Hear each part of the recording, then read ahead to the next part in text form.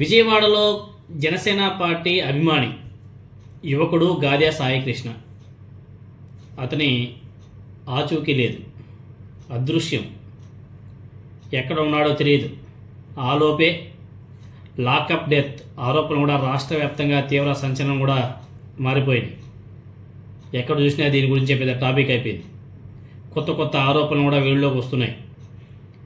కృష్ణలంక పోలీసులు సాయికృష్ణను అదుపులోకి తీసుకొని హింసించి చంపేసి తర్వాత శవాన్ని కూడా తగలబెట్టేశారనే ఆరోపణలు ఇప్పటికే రాష్ట్ర వ్యాప్తంగా తీవ్ర చర్చనీయాంశంగా మారాయి. ఆ ఫొటోస్ వీడియోస్ అన్నీ కూడా వైసీపీ నాయకులు ప్రెస్ మీట్ పెట్టి మరీ ఎక్స్ప్లెయిన్ చేయడం కూడా జరిగింది. అదేవిధంగా సాయికృష్ణ వాళ్ళ ఫ్యామిలీ మెంబర్స్ కూడా ప్రెస్ మీట్లో అనేక అంశాలను కూడా వివరించడం కూడా జరిగింది. మిడిల్ క్లాస్ కుటుంబానికి చెందినటువంటి గాదె సాయికృష్ణ కుటుంబ సభ్యులు, బంధువులు ఆయన ఆచూకీ కోసం ఆందోళన కొనసాగిస్తున్నటువంటి టైంలో కేసును నీరుగార్చేందుకు కొంతమంది జనసేన పార్టీ నాయకులు సెటిల్మెంట్ ప్రయత్నాలు చేశారనే ఆరోపణలు కూడా ఇప్పుడు రాజకీయంగా కలకలం రేపుతున్నాయి. ఎందుకంటే యువకుడు సేమ్ కాస్ట్, అదేవిధంగా ఒకే పార్టీకి సంబంధించిన అంటే జనసేన పార్టీ అభిమాని. ఆ సిఐ గారు సేమ్ కాస్ట్, ఆయన కూడా ఒక రకమే. ఆ సిఐ గారిని నియమించింది కూడా ఆ వర్గానికి సంబంధించిన లీడర్ అంటే అక్కడ పెట్టుకునేది కూడా అంటే అందరూ కూడా ఒకటే. దాంట్లో భాగంగానే ఈ కేసును ఎలాగైనా సరే ఈ కేసు నుంచి పోలీసు అధికారులను తప్పించాలని చెప్పేసి ఎన్నో ప్రయత్నాలు, ఏకంగా జనసేన పార్టీ ఇన్ఛార్జి రంగంలోకి దిగి ఆ ఫ్యామిలీతో సెటిల్మెంట్ కూడా చేయడానికి ప్రయత్నాలు చేశారంట. చాలా దౌర్భాగ్యం. మనవాడే సిఐ పోలీస్ అధికారి సిఐ గారు మనం మాట్లాడుకుందాం, పోయినవాడు తిరిగి రాడు కదా, కాబట్టి మీరు హడావుడి చేయకండి, సెటిల్మెంట్ చేసుకుందామని చెప్పేసి కూర్చొని సెటిల్మెంట్ చేయడానికి కూడా ప్రయత్నాలు చేశారంట. ఎంత దుర్మార్గం అండి బాబోయ్. ఒక పోలీస్ స్టేషన్లో లాకప్ డెత్ చేసి కాల్ చేసి తల్లిదండ్రులు అట్లీస్ట్ వాళ్ళు బాధపడుతున్నారు. అయ్యా ఒకవేళ మీరు చంపేసి ఉంటే ఏమైనా చేసి ఉంటే అట్లీస్ట్ అస్థికులైనా సరే మా మొహాన్ని పడేయండి, మేము ఎక్కడో చోట కలుపుకుంటాము, మా కార్యక్రమాలు మేము చేసుకుంటామని చెప్పేసి ఆ తల్లి అదేవిధంగా వాళ్ళ రిలేషన్స్ అంతా కూడా బాధపడుతుంటే కూటమి ప్రభుత్వానికి చలనమేలే. ఆయన సాయికృష్ణ మేనమామ అంట. సాయికృష్ణ మేనమామ వంగవీటి రంగా గారు, అదేవిధంగా వంగవీటి రాధా గారి మిత్ర మండలి సభ్యుడంట ఆయన. ముళ్ళపూడి నవరంగ్ మీడియాతో మాట్లాడుతూ జనసేన పార్టీకి చెందినటువంటి కీలక నాయకుడు నేను, తనను కలిసినటువంటి వ్యక్తులు కూడా జనసేన పార్టీకి సంబంధించినటువంటి వ్యక్తులు, వాళ్ళందరూ కూడా నాతో కలిసి మాట్లాడి కేసును రాజీ చేసుకోవాలని చెప్పేసి సూచించారు అని చెప్పేసి ఆయన ఆరోపణలు చేశారు. ఆరోపణలు ఎదుర్కొంటున్నటువంటి సిఐ అధికారితో రాజీకి రావాలని చెప్పేసి రాయబారాలు కూడా నడిపినట్లు ఆయన చాలా స్పష్టంగా చెప్పడం జరిగింది.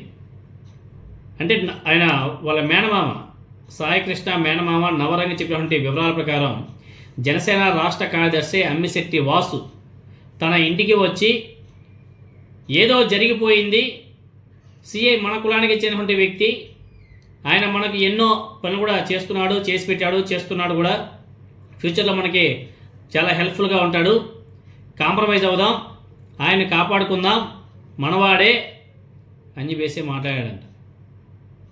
దీని మీద తీవ్ర ఆగ్రహం వ్యక్తం చేసినటువంటి నవరంగ్, నష్టపోయింది మా కుటుంబం, కులం పేరుతో ఒక యువకుడి ప్రాణం పోయినా మాట్లాడకూడదా అని చెప్పేసి ఆయన ప్రశ్నిస్తున్నాడు.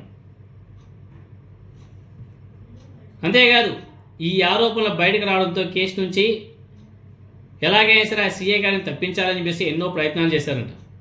సో ఈ మధ్యలోనే అనేక ఆరోపణలు రావడంతో కేసు మరింత రాజకీయ రంగు పులుముకుడింది. లాకప్ డెత్ ఆరోపణలతో పాటు బాధిత కుటుంబంతో రాజీ ప్రయత్నాలు జరిగాయనే వాదనలు గట్టిగా రాష్ట్ర వ్యాప్తంగా వినబడుతున్నాయి. ఈ వ్యవహారం మీద జనసేన పార్టీ నాయకత్వం, పవన్ కళ్యాణ్, ముఖ్యంగా పార్టీ అధినేతలు ఉన్నారు కదా, మహానుభావులు పవన్ కళ్యాణ్ దగ్గర నుంచి నాగబాబు, నాదెండ్ల మనోహర్, మిగతా వాళ్ళందరూ ఉన్నారు కదా, వీళ్ళంతా కూడా ఏ విధంగా స్పందిస్తారో చూడాలి.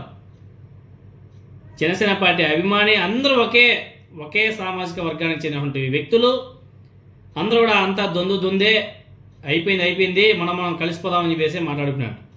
ఒకసారి నవరంగ్ గారి మాట్లాడే మాటలు ఒకసారి మీరు అందరూ కూడా ఒకసారి వినండి. 100% అండి. సిపి గారు మాకు చెప్పారు, మా సిస్టర్కి, అమ్మ ఏం జరిగిందో మాకు తెలుసు, ఆడు ఎదవని మాకు తెలుసు, అతను చేసిన నేరాలన్నీ బయటకు వచ్చినాయి, ఇమ్మీడియట్లీ అతని మీద యాక్షన్ తీసుకుంటా ఉన్నారు. అతను విఆర్ పంపిస్తాం కాదండి, మాకు జరిగిన అన్యాయానికి మీరు ఇమ్మీడియట్లీ స్టేషన్ మొత్తాన్ని సస్పెండ్ చేసి వాళ్ళ మీద క్రిమినల్ కేసు కట్టి వాళ్ళ సబ్ జైలుకి పంపించండి, ఆ పిల్లోడు బూడి తిప్పించండి, మాకు న్యాయం జరిగింది. ఆ బూడితో మేము అస్థికలతో మేము కార్యక్రమం చేసుకుంటాం, వాళ్ళు స్టేషన్కి వాళ్ళ కోర్టుకు పంపించండి, మాకు జరిగే న్యాయం మేము ఆ కార్యక్రమం చేసుకుంటాం. కోర్టులో కేసు అంటారా, అది ఎప్పటికో తేలిద్ది. కోర్టులు కేసులు తెలియని వాళ్ళం కాదు, మాకు వీటి గురించి అవగాహన లేని వాళ్ళం కాదు, మా వెనకాల ఎవరున్నారు ఎవరు లేరు అనేది కాదు, మేము పోరాటం చేసుకుంటాం. మాకు చిన్నప్పటి నుంచి అలవాటు. మా నాన్నగారు ముళ్ళపూడి కృష్ణమూర్తి గారు నేర్పిన విద్య ఒకటే, ఎవరి దగ్గర తలకాయ ఉంచుకోబాక, ఎవరి దగ్గర కాళ్ళు పిసకబాక, అవసరమైతే పేక పిసుకని చెప్పాడు. మా టైం వచ్చినప్పుడు మేము పేకే పిసుకుతాం తప్ప కాళ్ళు పట్టుకునే క్యారెక్టర్లు మాయి కాదు.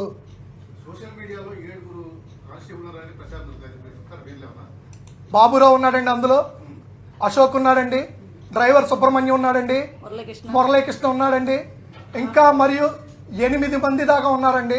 శవాన్ని మాయం చేసిన దాంట్లో బాబురావు బండి తోలాడు, మధ్యలో కూర్చోబెట్టుకున్నాడు, వెనకాల అశోక్ కూర్చున్నాడండి. ఎస్ఐ ఎదర సిఐ ఎదర బండి వేసుకొని వెళ్ళాడండి. మొత్తం డీటెయిల్స్ వచ్చినాయండి. ఎదురుగుండా హాస్పిటల్లో ట్రీట్మెంట్ చేయించారండి. ఆ ఫోటోలే మేము అంబటి రాంబాబు గారికి రిలీజ్ చేసామండి. మేము ఈ కూడా ఒకటే చెప్తున్నామండి, మాకు చేతనైనంత మట్టుకి మేము విజయవాడ సిటీలో 40 ఏళ్ళ నుంచి కాపురాలు చేసుకుంటూ ఇక్కడే ఉంటున్నామండి. స్టేషన్కి వెళ్ళిన ప్రతి ముద్దాయితో మాకు సంబంధాలు ఉంటాయండి. ఏం చేసేవరా, ఏం జరిగిందిరా అంటే ప్రతి ఒక్కటే నిజమే చెప్తాడు తప్ప అబద్ధం చెప్పడండి. అన్న సాయిని పైన కొడుతున్నారు, గోల్డ్ పీకేస్తున్నారన్న, మీ అక్కకి చెప్పన్నా, మీ అక్కను పంపించన్నా, సంపేసేదట్టున్నారన్న అని చెప్పారు. మేము ఇదే నాయకుల దగ్గరికి వెళ్ళి ఏ రోజు కూడా మా ఓడి మీద కేసులు ఉన్నాయంటున్నారు కదా, 2-3 కేసులు, బుద్ధి రావాలని మేము ఎవరికి చెప్పనమాట, వాస్తవం అండి.